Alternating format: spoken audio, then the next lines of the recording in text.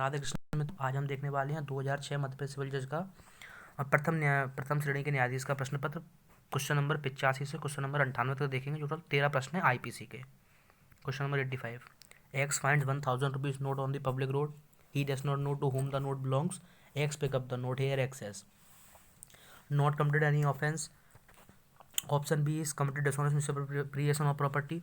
Option C is committed robbery. Option D is committed theft. Complete theft नहीं होगा क्योंकि यहाँ पे उसने किसी के पोजीशन से नहीं लिया है। ठीक है, तो आपका डी आंसर तो हट गया ऑप्शन।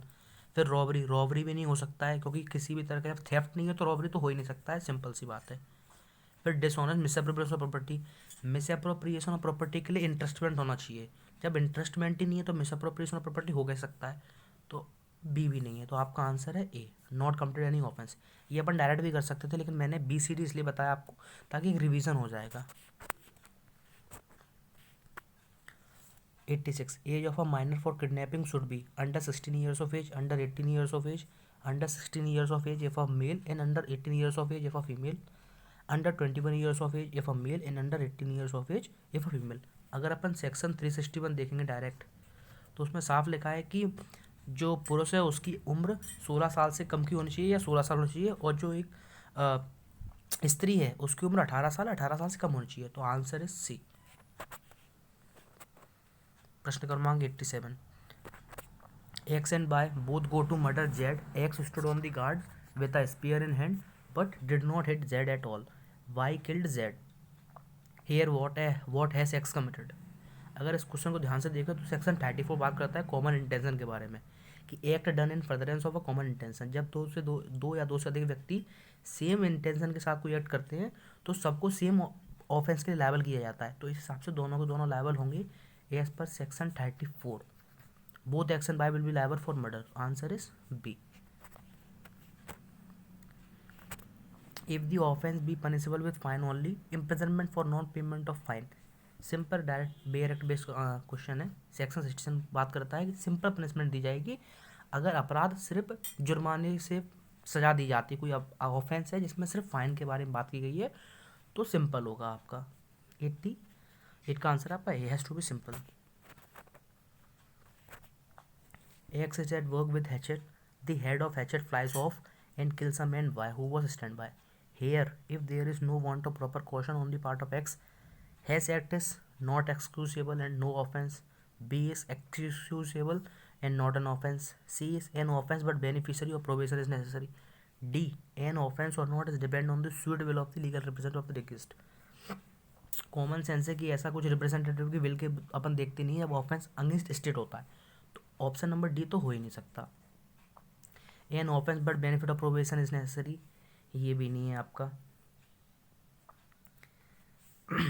एक्सक्यूसेबल नॉट एन ऑफेंस, ये हो सकता है नॉट एक्सक्यूसेबल एंड नो ऑफेंस, ये तो हो ही नहीं सकता क्योंकि अगर एक्सक्यूसेबल नहीं है तो ऑफेंस होना चाहिए।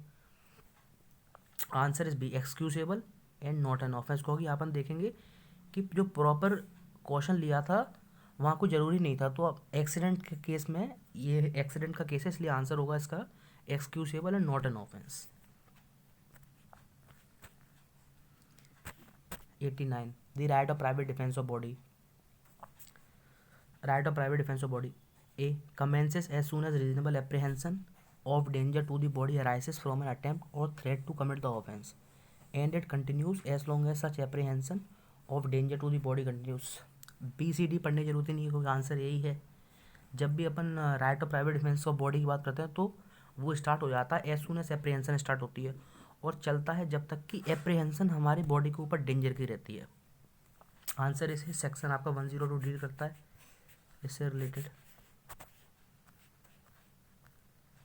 91, for criminal conspiracy the minimum number of person required, C 2 person, section 120 है। दो या दो से अत्यधिक व्यक्तियों का होना अनिवार्य है अगर प्रिंसिपल कॉन्स्पिरेसी आपको लगानी है तो। 92, assault cannot be caused by mere words, gestures, preparation, any of these. Gesture से तो असॉल्ट होता ही, अगर आपने किसी की तरफ मुक्का लगा दिखा रहे हैं तो वो तो असॉल्ट हो ही गया है, तो बी तो नहीं हो सकता। प्रिपरेशन, अगर आप जिम में गन रखें, आपने गन निकाली तो ये भी असॉल्ट होगा, सामने वाले व्यक्ति के अंदर भय पैदा होगा, एक एप्रीहेंशन पैदा होती है कि ये मुझे मार सकता है। डी तो नहीं होगा, फिर आता है आपका ए, मियर वर्ड्स।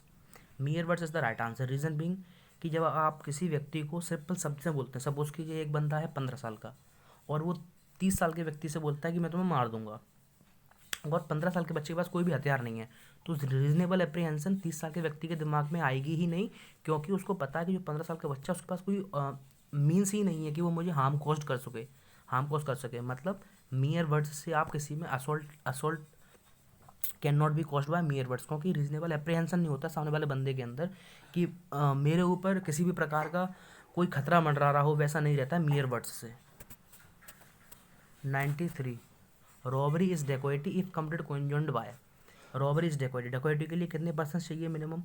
अगर अपन देखें सेक्शन 391, मिनिमम पर्सन चाहिए 5 या ज़्यादा, तो बस आंसर होगा आपका भी मोर देन 5% और मोर।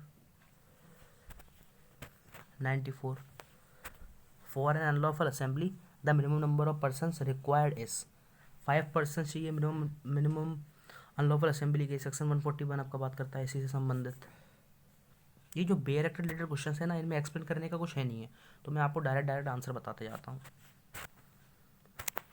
85, X knows that Vice is suffering from a disease in his head and also knows that if a blow is given to Y on his head, it is likely to cause his death. X gives a first blow on Y his head, Y died. X is section 300 में fourth point है जो बात करता है knowledge के बारे में। जो फर्स्ट पॉइंट है, सेकंड पॉइंट है, थर्ड पॉइंट है, वो बात करते हैं इंटेंशन से संबंधित। जो फोर्थ पॉइंट है नॉलेज से संबंधित। अगर आपको नॉलेज है ऑफेंस, आपको ये एक्ट करते हैं, आपको नॉलेज है कि इस एक्ट से सामने वाले व्यक्ति की मृत्यु कारित हो सकती है और आप वो एक्ट करते हैं, तो आप सेक्शन 300 जो कि मर्डर से रिलेटेड संबंधित है, उसके फोर्थ पॉइंट के अंदर आप लायबल होंगे पनिशमेंट्स के लिए। इसका आंसर है बी, गिल्टी ऑफ मर्डर। ये इलस्ट्रेशन बी के ऊपर बेस्ड है, अगर आप देखना चाहें तो। Illustration B section 300 fourth point का जो इलस्ट्रेशन बी है वो डायरेक्ट इसी से रिलेटेड है, एग्जैक्ट यही है। 96, Y insert his hand into the pocket of Z but the pocket was empty, Y is guilty of. Y चोरी की मंशा से किसी व्यक्ति की जेब के अंदर हाथ डालता है, मगर पाता है कि जेब में तो कुछ है ही नहीं, तो यहाँ पे उसने क्या अपराध किया है? अटेम्प्ट टू थेफ्ट लगेगा। अगर आपने सेक्शन 511 ध्यान से पढ़ा है तो सेक्शन 511 में इलस्ट्रेशन बी है, क्योंकि अटेम्प्ट टू थेफ्ट से संबंधित है। मैं चाहूँगा अगर जो भी सीरियस एस्पायरेंट है, जो जुडिशरी के लिए तैयारी कर रहे हैं, वो सबके सब बेयर एक्ट के सारे इलस्ट्रेशंस और सारे के सारे सेक्शंस अच्छी तरह से पढ़ लें, तो आपके लगभग 70 to 80% आंसर सॉल्व हो जाएंगे आईपीसी से related. 97, two young ladies X and Y fight with each other, X knowingly herself to be likely permanently disfigure Y's face. She inflict injury with a blade on the face of Y, leaving permanent ugly scar on the face of Y. Here X is guilty of. दो महिलाएं हैं x और Y जो कि आपस में लड़ती हैं। एक्स वाई महिला के ऊपर ब्लेड से हमला कर देते चेहरे पे, जिससे उसके चेहरे पे परमानेंटली स्कार आ जाता है।